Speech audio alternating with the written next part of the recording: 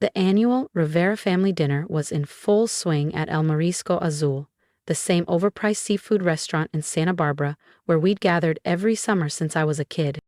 Uncles boasted about real estate flips, aunties flashed new diamond tennis bracelets, and my cousins expertly dropped phrases like IPO and private equity into casual conversation. "Still driving that old Civic, Elena?" my cousin Marcos called out across the table, his voice oozing with the usual mix of fake concern and smug superiority. "I know a guy at Audi who could hook you up." I gently adjusted the cuff of my pale blue blouse, revealing just a flash of the watch beneath. "The Civic's still running great," I replied calmly. "So responsible," Aunt Gloria said, sipping her rosé. "But, with your software job, surely you could splurge a little." I smiled lightly. My software job, as they casually dismissed it, was the AI infrastructure company I'd founded 3 years ago. The same company that had just closed a $180 million, 0 cents Series C round.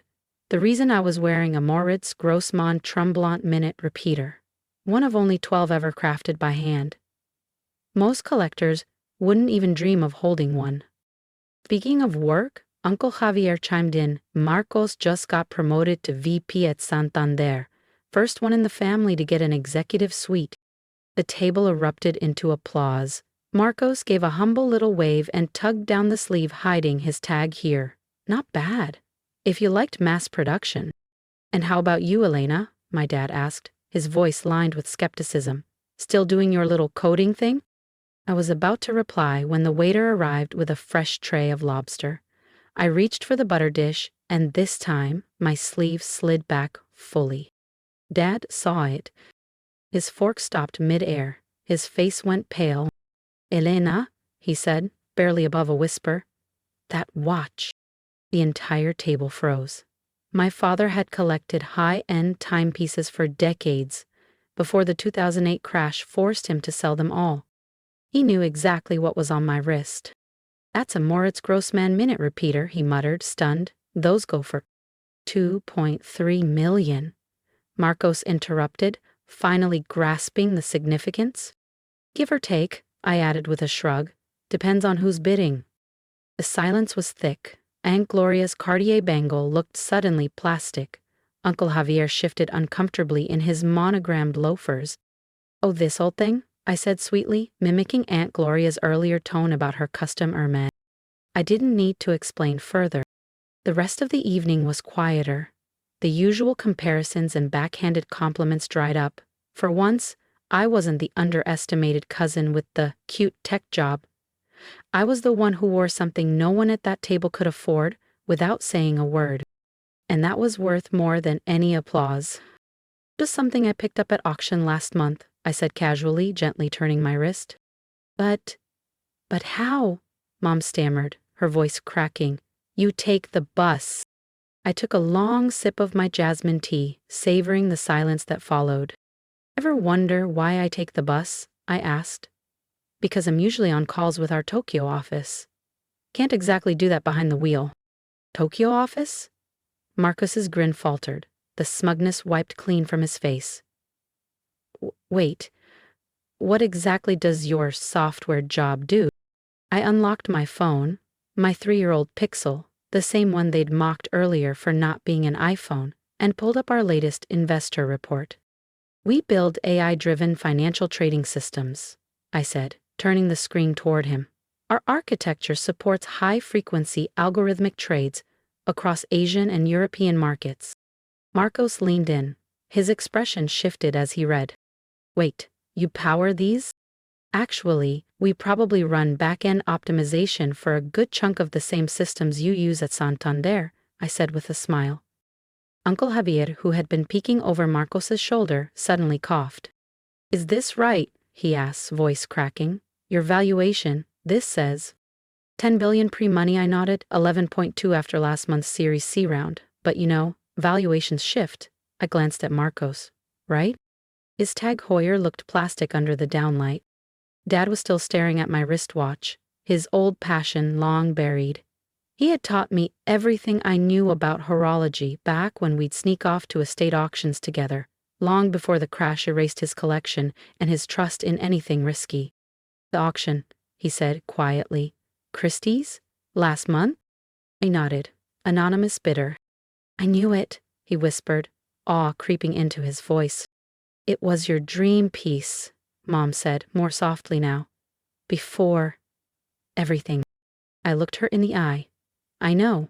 That's why I bought it.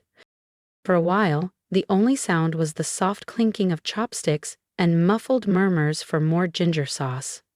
The usual shouting over whose bonus was bigger had died off completely.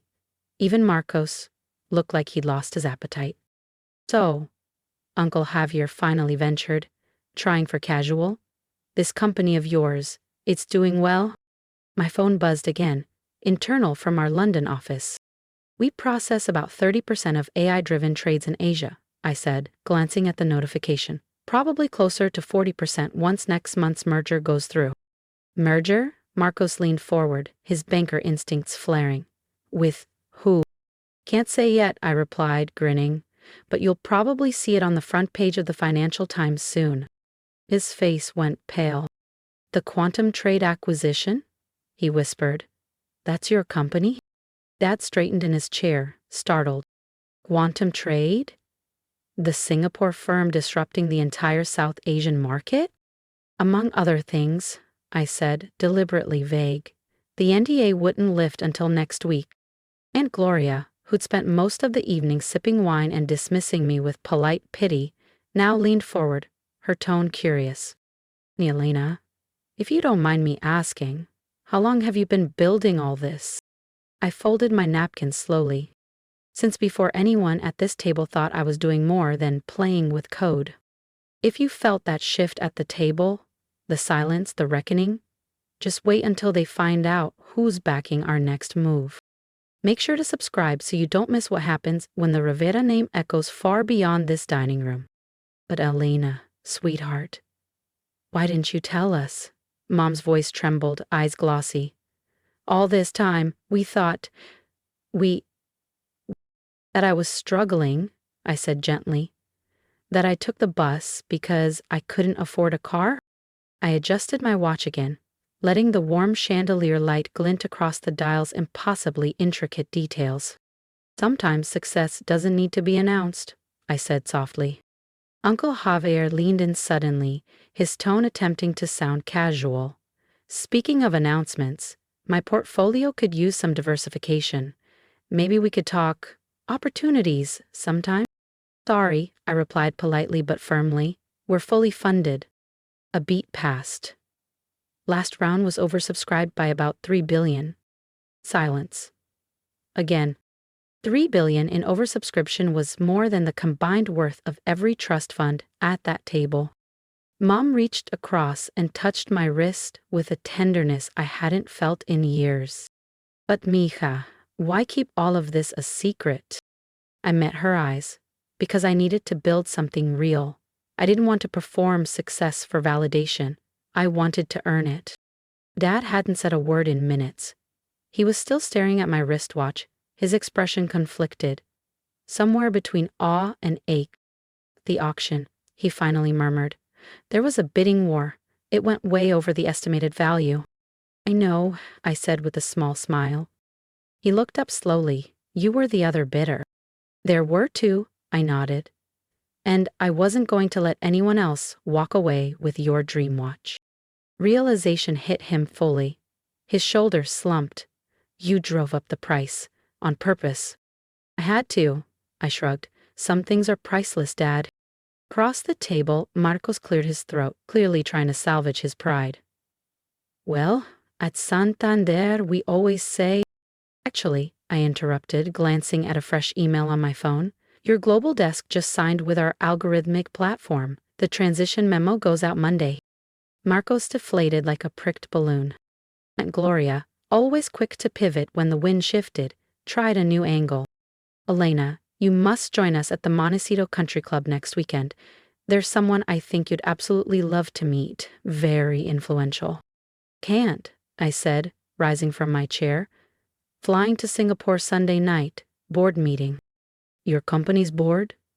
Uncle Javier asked, his voice tight.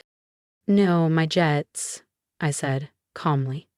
Though I usually take the bus to LAX, better for the environment.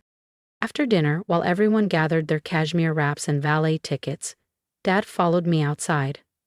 The coastal breeze cut through the air, laced with sea salt and something unspoken. "This watch," he said finally, exhaling a cloud of visible breath. It was the one in my study, the photo I kept for 20 years. "I know," I said, hands tucked into my coat pockets. "I saw it every time I visited. You never said it, but I always knew it meant something more than money." "Right up until the crash forced you to sell your collection," I said. Dad winced. The 2008 collapse hadn't just taken our family's financial cushion, it had reshaped him. From a man who once spoke passionately about rare timepieces and mechanical ingenuity, he became someone who, gently but firmly, steered his children towards safe careers. Banking, law, accounting, stability over passion. "Is that why you bought it?" he asked, voice quiet now. "To prove something?" I slowly pulled back my sleeve, letting the moon phase complication shimmer under the streetlight's glow. "No," I said, "not to prove anything. I bought it because every time I visited your study as a kid, you'd point to the picture of this watch. You said only 16 people in the world would ever own it, that it wasn't about price, it was about craft, legacy, precision." He blinked a few times, his jaw tightened, not with pride or anger, but with the emotion he'd learned to hide behind firm handshakes and retirement calculators. "I remember," he said, his voice almost a whisper. "When I started over in 9, I kept a copy of that photo too. Not to chase wealth, but to remind myself what it meant to build something perfect. Something rare." Just then, Marcos and Uncle Javier burst out of the restaurant, both of them glued to their phones, muttering about valuations and platform equity exposure, no doubt already trying to contact analysts about my company. Behind them, Aunt Gloria stood beside Mom, showing her pictures on her phone, likely of some single acquaintance she thought I should meet. "Here," I said, reaching for the buckle of my watch, "it was always meant to be yours." Dad took a step back. "No," he said firmly, voice breaking. "It's too much." "I bought 2 at the auction," I replied, smiling. "This one's yours. Mine's in Singapore." "You bought 2? One for each continent," I shrugged. "Balance." His hands trembled slightly as he accepted the watch. He turned it over reverently, like an artifact from a past life finally returned home. "But 2 of these? $4 million, give or take," I said casually. "About what I make in interest each month." He looked stunned. "Some things," I added, "are worth more than money." Mom finally made her way over, her voice just a little too cheerful. "Elena, dear, look at this photo Aunt Gloria just showed me. Isn't this girl lovely? Her family owns a vineyard in Paso Robles." "Sorry, Mom," I said, pulling out my old Pixel. "I'm already seeing someone. She's the head of AI research at MIT.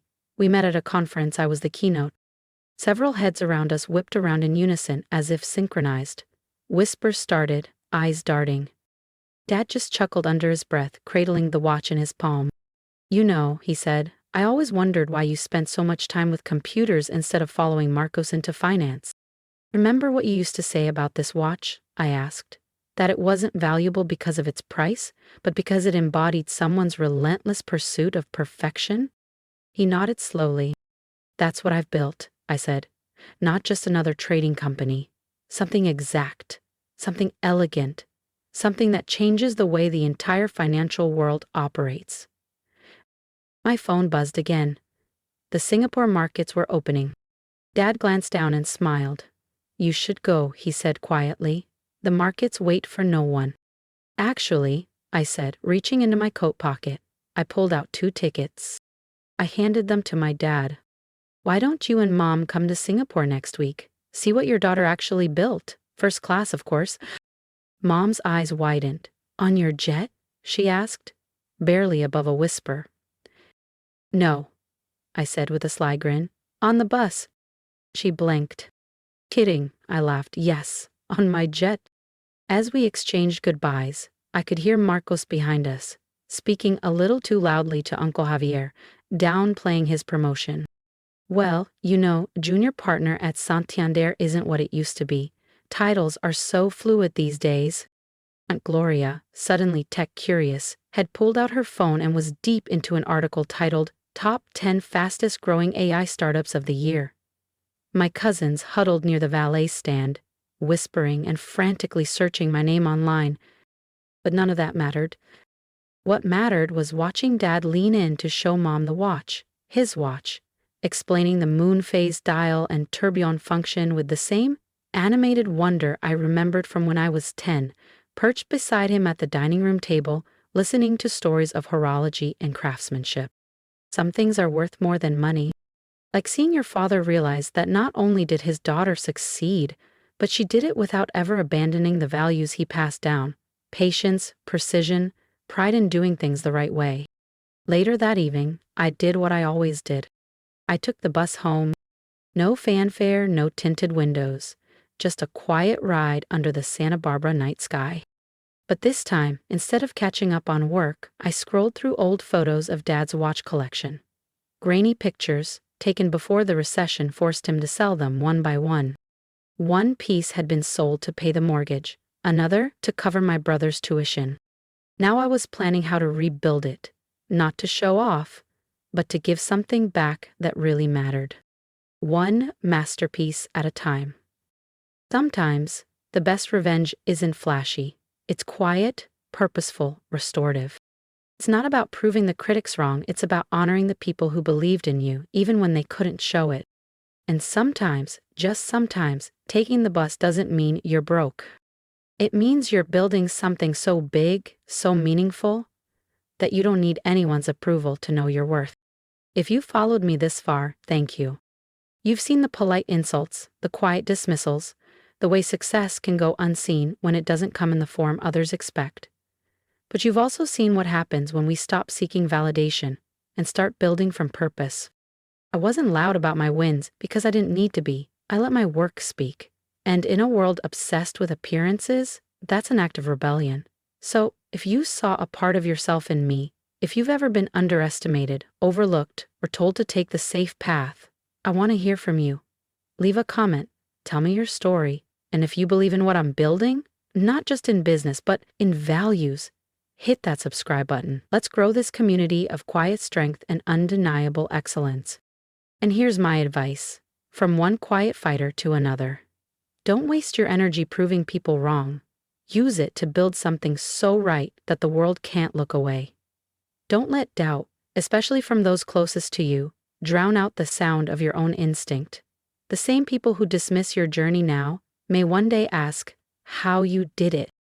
Support doesn't always come from where you expect, but sometimes, just by sharing your truth, you inspire others to step into theirs. So keep showing up, keep building, keep going. And I promise, when the world finally turns to listen, your silence will have spoken volumes. Subscribe now if you're ready to rewrite your story too. I'm just getting started. And I'd love for you to come with me.